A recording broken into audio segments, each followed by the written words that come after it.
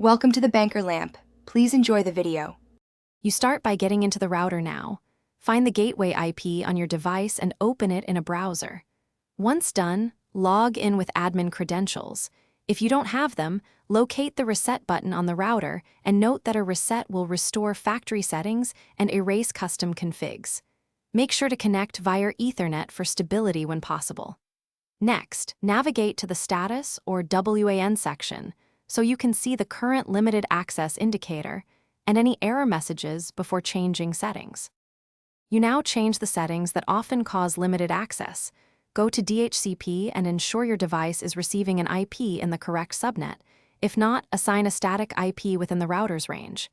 Then check DNS. Replace ISP DNS with 1, 1, 1, 1 or 8, 8, 8, 8 and save.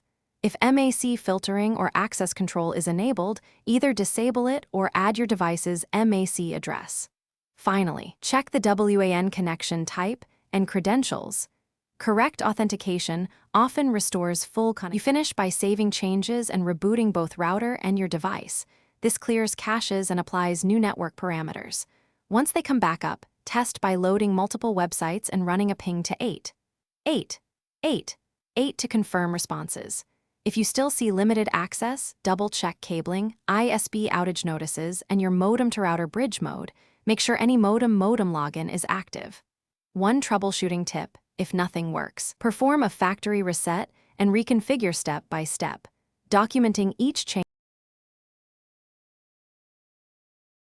Thanks for watching. If this was helpful, leave a like and consider subscribing. See you next time.